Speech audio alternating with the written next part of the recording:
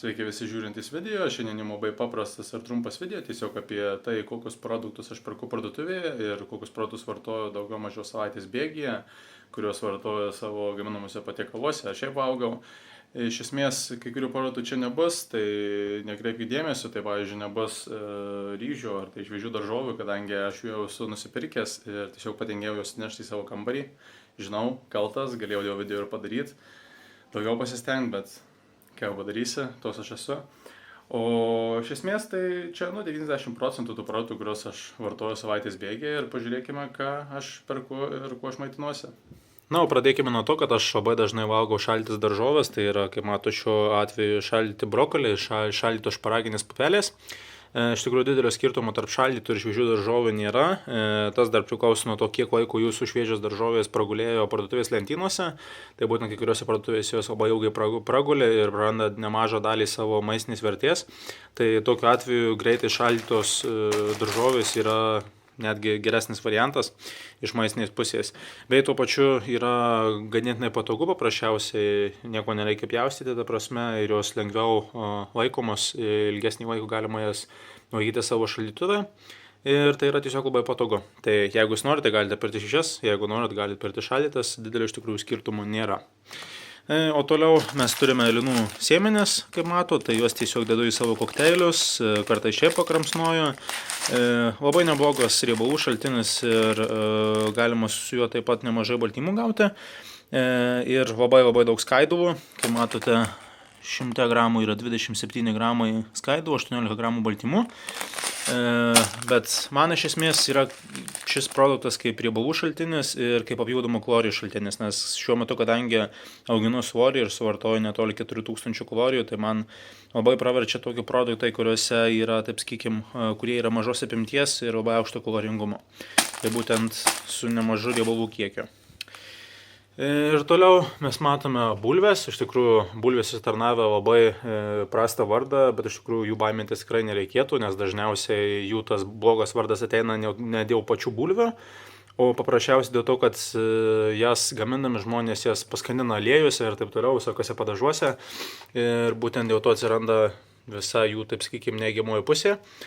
O būtent tiem, kurie sportuoja dažnai ir kurie jau pavargo nuo visokių ryžių, grikių ar makaronų kaip angliavandenių pagrindinių šaltinių, tai tikrai neblogas variantas kartais savo mitybą paįvairinti ir kažkiek suvartoti bulvių. Tai tiek galiu pasakyti apie jas. Toliau matoma dar vienas angliavandenių šaltinis, tai yra semolina makaronai. Semolina makaronai yra skirtiniai to, kad jos yra nemažai skaidulų ir labai geras kiekis baltymų. Kai matot, 100 gramų sauso produktų yra 25 gramai baltymų ir beveik 5 gramai skaidulų. Šiaip iš tikrųjų skaidulos bet kuriuo atveju veganui, manau, nėra labai didelė problema, bet būtent jau baltymų kiekio sportuojančiam yra paprastas būdas padidinti jų kiekį savo mityboje.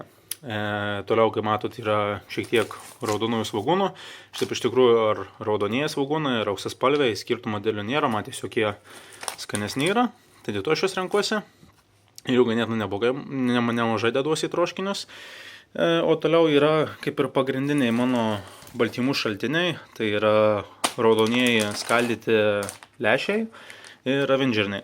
Šiaip iš tikrųjų didelio skirtumo irgi paminėsiu, kad tarp raudonų, žalių ir juodųjų, pavyzdžiui, lęšių nėra, skiriasi labai nestipriai jų maistinė vertė, bet skiriasi labai stipriai jų pagaminimo laikas. Tai būtent man yra labai pravartu naudoti skaldytus raudonuosius lęšius, kadangi juos paruošti galima per 10 minučių. O jeigu norite, pavyzdžiui, išvirti tos pačius juoduosius lęšius, tai jeigu jų iš anksto neužmirkini, tai jų virimas gali užtrukti valandą ir daugiau. Tas pats galioja ir avinžirniam, jeigu jūs iš anksto jų neužmirkote, ta prasme, tai jums gali juos tekti virti net porą, kartais net 3 valandas. Priklausomai, taip sakykime, kokios firmos ir kur užauginti jie, taip pat priklauso nuo to. Šiaip visi šitie produktai turi apie 25 gramus baltymų, tarp 23 ir 26 gramų baltymų 100 gramų sauso produktų. Aš dažniausiai suvartoju tarp 200 ir 300 gramų lęšių arba avinžirnių per dieną, tai tikrai neblogas, taip sakykim, šaltinis baltymų. Ir tuo pačiu nemažai ganėtinai angliavandenių su jų gaunam ir labai nemažą skaičių skaidulų. Toliau dar vienas angliavandenių ir baltymų šaltinis, tai labai toksai paprastas, tai yra tiesiog pilno grūdo duona su sėklomis. Joje yra, jei neklystu, 14 gramų baltymų 100 gramų ir taip pat nemažai angliavandenių, apie 70 gramų netoli. Tai aš dažniausiai tokią duoną naudoju darydamas savo riešutų sviesto ir džemo sumuštinius. Tai tiek, pagrindinė tam ir naudoju duoną. Na ir toliau seka vaisiai, tai kaip matote obuoliai ir porą pokelių mandarinų, tai iš tikrųjų be šitų golden obuolių, žaliųjų ir, sakykime, Jano Gaut obuolių, kiti obuoliai man kaip ir nelabai prie širdies, nesu didelis jų mėgėjas, bet būtent šitie ir Jano Gaudai man yra labai skanus, tai ganėtinai dažnai valgau, iš tikrųjų po 3-4 obuolius per dieną. Mandarinai tas pats, mandarinus dažniausiai renkuosi dėl to, o ne taip, sakykime, jeigu rinktis tarp mandarinų ir, sakykime, apelsinų ar tanžirinų, tai nežinau iš tikrųjų net kaip lietuviškai vadinasi, žinau kaip angliškai vadinasi, tai pagrindinė dėl to, kad mandarinus labai lengva nusilupti, o su apelsinais aš pastoviai pridarau labai didelę betvarkę ir labai daug problemų su jais būna. Tai irgi tiesiog dėl to, kad labai patogu, dėl to ir vartoju. Na, o sekantys 3 produktai, tai tokie nelabai dažnai vartojami, taip sakykime, pavyzdžiui, sultis ganėtinai retai geriu. Dažniausiai stiklinė diena, kartais net iš viso per dieną jų negeriu, nes iš tikrųjų kaip ir didelis reikalo nėra, jeigu valgau vaisius. O migdolo pieną naudoju pagrindę tik tai, taip sakykime, į kavą. Ryte, kai geriu, tai vietoj tiesiog paprasto pieno naudoju migdolo pieną. Ir viskas, praktiškai tam ir naudoju. Ir taip pat bananai, aišku, prie tų pačių vaisių pamiršau paminėti. Dažniausiai renkuosi bananus, kurie yra, taip sakykime, jau pernokę. Kitiem atrodo jau negražus labai, bet mano manimu yra skaniausi ir juose daugiausiai, taip sakykime, maistinės vertės. Bet jeigu jūs norite valgyti savo plastikinius, pusiau pažavusius bananus, tai mielai tą darykite, aš tikrai nieko prieš. Na, aišku, dėl šito aš juokauju, bet neįsižeiskit niekas, bet tiesiog manau, kad šitokius bananus yra valgyti tikrai daug geriau. Ir kaip matote, dar va čia troškiniams yra tiesiog, kaip sakykime, susmulkinti pomidorai konservuoti. Čia iš tikrųjų nieko nėra, tai tie patys pomidorai, gal šiek tiek druskos yra, tuo pažiūrėsim. Ne, tiesiog patys pomidorai ir sultys pomidorų. Taip pat sumuštiniam, kur minėjau, yra riešutų sviestas ir juodųjų serbentų džemas, tai tiesiog tą duoną naudoju dažniausiai. Praktiškai kiekvieną dieną valgau po 3-4 tokius sumuštinius iš Amerikos atkeliavusius. Ir paskutinis dalykas, kurį mes turime šiandien pirkę, tai yra, kaip matot, vegetariška, tiksliau veganiška, nes šitas produktas yra ir veganam tinkamas, kaip matote.